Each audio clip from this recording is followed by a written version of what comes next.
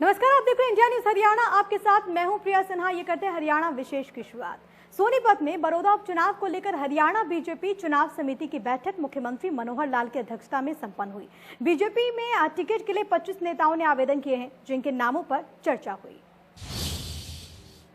बड़ौदा उपचुनाव में बीजेपी अपना परचम लहराने के लिए जी तोड़ कोशिश में लगी है। इसके लिए बीजेपी पिछले 2 महीने से सक्रिय है। बीजेपी ने संभावित प्रत्याशियों के नामों पर सोनीपत में चर्चा की। मुख्यमंत्री मनोहर लाल, बीजेपी प्रदेश अध्यक्ष ओपी धनखड़ सहित बीजेपी के तमाम दिग्गज नेता बैठक में मौजूद रहे। बड़ौदा में बीजेपी और जेजेपी से किस पार्टी का उम्मीदवार मैदान में उतरेगा, इसको लेकर मंथन हुआ। बीजेपी प्रदेश अध्यक्ष ओपी धनखड़ ने बैठक के बाद प्रेस कॉन्फ्रेंस कर कहा कि 25 लोगों ने टिकट के लिए दावेदारी ठोकी है, जिसके बाद चुनाव समिति ने सभी के नामों पर विचार विमर्श किया। बैठक में चुनाव समिति के सभी सदस्यों ने इस चुनाव बड़ौदा का जो अभी का परिदृश्य है उस पर विमर्श किया है, चर्चा की है और 25 लोगों ने बड़ौदा के चुनाव के लिए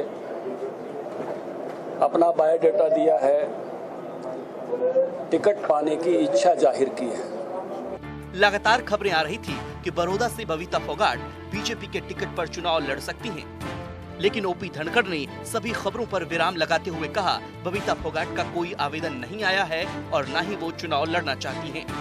बबीता जी का कोई आवेदन नहीं है और उन्होंने कोई इच्छा यहाँ से चुनाव लड़ने की व्यक्त नहीं की। कब तक फाइनल हो सकता है नाम? सामान्यतः सभी आवेदन स्थानीय लोगों के हैं, बड़ौदा के इलाके के ही कार्यकर्ताओं के, बड़ौदा विधानसभा क्षेत्र के कार्यकर्ताओं के आवेदन। बीजेपी प्रदेश चुनाव समिति की बैठक में 25 लोगों के नामों पर चर्चा हुई, जिसके बाद सभी नामों को केंद्रीय चुनाव समिति को भेजे जाएंगे। उसी के बाद उम्मीदवार के नाम पर मुहर लगेगी। अंतिम निर्णय भारतीय जनता पार्टी में केंद्रीय चुनाव समिति करती है और ये दायित्व अब चुनाव समिति ने अपनी सदस्यों ने सभी जानकारी अपनी साझा करते हुए मुझ पर और माननीय मुख्यमंत्री जी पर छोड़ दिया है कि हम आपस में विमर्श करके समस्त जानकारियों के आधार पर केंद्रीय चुनाव समिति के सामने जाएं और जो भी चर्चा यहाँ हुई है उसका सार लेते हुए और अंतिम निर्णय केंद्रीय चुनाव समिति में होगा। आपको बता दें कि 10 नवंबर को तय किया जाएगा इस बार बड़ौदा की जनता किसे अपना प्रतिनिधि चुनती है। बड़ौदा विधानसभा क्षेत्र पूर्व मुख्यमंत्री भूपेंद्र हुड्डा का गढ़ माना जाता है। जाट बाहुल बड़ौदा विधानसभा क्षेत्र में उपचुनाव की घोषणा होते ही सत्तारूढ़ बीजेपी सहित सभी पार्टियों के नेता सक्रिय हो गए हैं। साल 2019 के चुनाव में श्री कृष्ण हुड्डा ने बीजेपी के उम्मीदवार ओलंपिक पदक विजेता पहलवान योगेश्वर दत्त को हराया था। सोनीपत से दीपक शर्मा, इंडिया न्यूज हरियाणा। वहीं सोनीपत पहुंचे मुख्यमंत्री मनोहर लाल ने प्रेस कॉन्फ्रेंस की और इस दौरान उन्होंने बताया कि बड़ौदा उपचुनाव को बीजेपी और जननायक जनता पार्टी गठबंधन मिलकर लड़ेगी। पार्टी सिंबल बीजेपी का होगा। उन्होंने ये भी कहा कि हलके में ज्यादातर कांग्रेस के ही विधायक बने। हम चुनाव में 54 साल का हिसाब मांगेंगे, साथ ही साथ हम 4 साल का विजन भी बताएंगे। उसी प्रकार से चुनाव भी भारतीय जनता पार्टी और जननायक जनता पार्टी दोनों के गठबंधन की ओर से चुनाव लड़ा जाएगा। चुनाव चिन्ह उसमें भारतीय जनता पार्टी का कमल का निशान होगा और ये बात कल हमने दोनों पार्टियों की मीटिंग करके। इस दौरान सीएम मनोहर लाल कांग्रेस पर हमलावर नजर आए। बड़ौदा हलके के विकास का मुद्दा उठाते हुए सीएम ने कांग्रेस को घेरते हुए कहा कि 54 साल में कांग्रेस की सरकार और विधायक रहा, लेकिन हलके का विकास कोसों दूर है। विधायक ने इतने समय तक आज तक यहाँ की चिंता नहीं की, तो उसके बाद जब मैंने घोषित किया कि मैं तब तक यहाँ का विधायक हूँ जब तक नया नहीं चुना जाता, तो ये काम कराना हमारा फर्ज है। हमने कराया है और निश्चित रूप से जनता को ये हम बताएंगे भी, ये मैसेज भी देंगे कि यहाँ का विधायक कैसा होना चाहिए। आपको काम कराने वाला चाहिए या निष्क्रिय चाहिए? अगर आपको काम कराने वाला विधायक चाहिए तो 4 साल में आप उसकी पहचान करके ऐसा ही विधायक चुने जो आपके कामों को इस गति से करा सके। और हमने कोई आउट ऑफ वे जा करके बड़े काम करा दिए, ऐसा नहीं है। हमने यहां जो पहले काम नहीं हो रहे थे उन कामों को ही कराया है। मुख्यमंत्री ने कहा कि कांग्रेस से 54 साल के विकास का हिसाब मांगा जाएगा। वहीं साथ ही सीएम ने दावा किया कि जनता को हम बताएंगे कि विधायक कैसा हो और हल्के में कैसे काम किया जाएगा। इस दौरान सीएम ने हल्के में किए गए विकास कार्यों को भी जनता के सामने रखा। सीएम ने कहा कि 400 से 600 करोड़ के विकास कार्य हल्के में किए गए हैं। साथ ही 2500 करोड़ से बनने वाले हाईवे का काम भी शुरू हो चुका है। ये लोग करते विकास का काम तो हमको फिर अचानक ये जरूरत नहीं पड़ती। आखिर चाहे उसको कह रहे हैं चुनावी जुमला है, इस चुनावी जुमले को इनको मौका किसी ने दिया? इन्होंने ही दिया ना। आखिर यहाँ की सड़कें, यहाँ बिजली के सारे जितने लोगों के काम थे वो हमने पूरे किए, नहरी जितने काम थे वो हमने पूरे किए। यहाँ के 2-2 कॉलेज हमने खोलने की घोषणा की है, या हमने कॉलेज की बात की है, या हमने हैफेड की राइस मिल लगाने की बात की है, या हमने आईएमटी की बात की है, क्योंकि यहाँ के नौजवानों को रोजगार मिले। अगर ये सारे काम इस समय वो करा देते, वो तो चीजों को घुमाते रहे, बिल्डिंग बना करके और छोड़ दी। भैंसवाल कला की बिल्डिंग जिसमें कॉलेज हमने घोषणा की, वो तो पहले से बनी हुई है, तो कॉलेज चलाने में क्या दिक्कत थी? तो कितने ही कामों को अधूरा छोड़ा हुआ उन्होंने। सीएम ने विकास कार्यों का जिक्र करते हुए फिर कांग्रेस को अपने निशाने पर लिया और कहा कि कांग्रेस हमेशा हवा बनाती है और जनता को लूटने का कार्य करती है। तो हमेशा एक हवा दिखाने वाली पार्टी रही है कि जैसे अभी किसानों को के 3 जो बिल बन गए हैं, ये आपका ये कर देंगे, वो कर देंगे, मंडियां खत्म हो जाएंगी, एमएसपी खत्म हो जाएगा, आपके फसल को लूट लेंगे। ये लुटियन में रहने वाले लूट के अलावा बात ही नहीं करते। इनको जमीनी हकीकत पता नहीं है। कृषि कानूनों को लेकर बीजेपी के कार्यकर्ता और मुख्यमंत्री मनोहर लाल लगातार किसानों के बीच जाकर उन्हें फायदे गिना रहे हैं। सीएम मनोहर लाल ने कहा कि सरकार हमेशा किसानों के हित में फैसले लेती है। जिस एमएसपी के हटाने की उन्होंने बात की, अभी लेटेस्ट प्रोक्योरमेंट, ये सब उसी एमएसपी पर हो रही है और इनकी सरकारों से अच्छी हो रही है। हमें तो बल्कि एक और मेहनत करनी पड़ रही है कि राजस्थान के बाजरे का व्यापारी या किसान वहां से हमारे यहाँ बाजरा ना लेकर के आ सके। उसका कारण वहां वो 1300 रुपए में आज भी बिक रहा है। 1300 रुपए बाजरा आज भी बिक रहा है। हम 2150 रुपए बाजरा हम खरीद रहे हैं और अपने हरियाणा के किसान को कहा है 1-1 दाना बाजरे का हम खरीदेंगे। क्या पंजाब में और राजस्थान में ये खरीद नहीं सकते क्या? और कांग्रेस किसानों को बरगलाने में लगी रहती है। बीजेपी ने तय किया है कि कोरोना को देखते हुए बीजेपी अपना चुनाव प्रचार घर घर जाकर करेगी। वहीं छोटी छोटी जनसभाएं की जाएंगी ताकि कोरोना से भी बचा जा सके। आपको बता दें कि बड़ौदा उपचुनाव को लेकर फिलहाल हल्के में माहौल पूरी तरह से गरमाया हुआ है। सोनीपत से दीपक शर्मा, इंडिया न्यूज हरियाणा। वहीं पूर्व सीएम भूपेंद्र सिंह हुड्डा ने कृषि कानूनों को लेकर एक बार फिर से केंद्र सरकार पर हमला बोला। भूपेंद्र सिंह हुड्डा ने कहा कि एमएसपी पर धान, मक्का और बाजरा नहीं बिक रहा। उनसे खास बातचीत की है मेरे सहयोगी विपिन परमार ने। क्या कुछ कहा, सुनिए। किसानों के मुद्दे को लेकर भी उनके द्वारा ये कहा गया है कि एमएसपी पर खरीद करने की बात की गई थी, हम एमएसपी पर खरीद कर रहे हैं। कहाँ खरीद रहे हैं? किसान को एमएसपी नहीं मिल रही। कहाँ बाजरे की एमएसपी नहीं मिल रही। धान सस्ता गया है, उनका सड़कों पर पड़ा है। मक्का बेहाल है, किसान तो बेहाल है। कहने से थोड़ा ही है। कहाँ खरीदी हुई है? खरीद नहीं हो रही। किसान को एमएसपी भी नहीं मिल रही।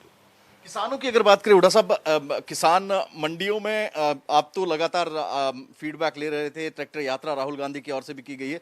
क्या उस तरीके से खरीदा जा रहा है धान जिस तरह से खरीद होनी चाहिए बाकी फसलें? मैं बता रहा हूँ आपको, आप जाके किसी भी मंडी में जाके देखो, किसान का धान एमएसपी से भी कम गया है। मक्का आधे भाव पे जा रही है एमएसपी से। बाजरे की खरीद नहीं हो रही है। और ये आपने कपास पीट रही है, और किसान जब मांग करते हैं तो उनको पीटते हैं। सड़क किसान की पिटाई सड़कों पर हो रही है, किसान की फसल की पिटाई मंडियों में हो रही है।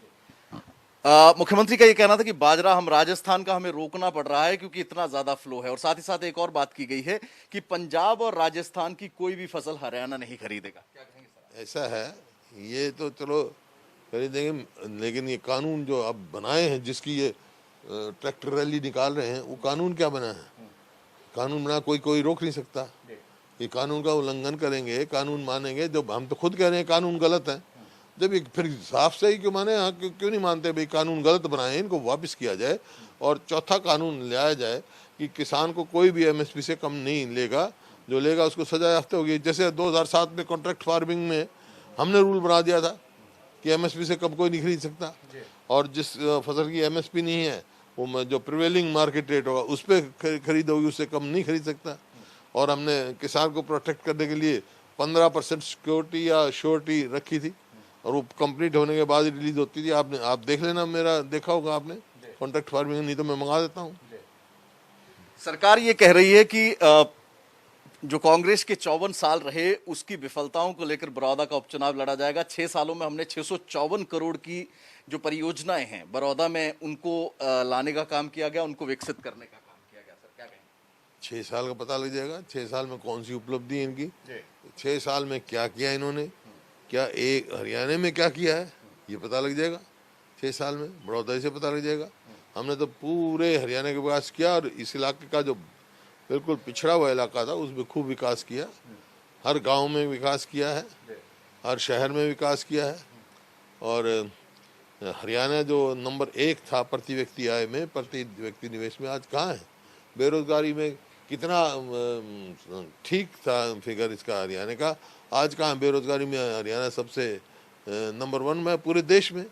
कानून व्यवस्था नाम की चीज़ कोई है ही नहीं सरेआम, और भ्रष्टाचार का बोलबाला इतना है कि भ्रष्टाचार सारी सीमाएं पार कर चुका।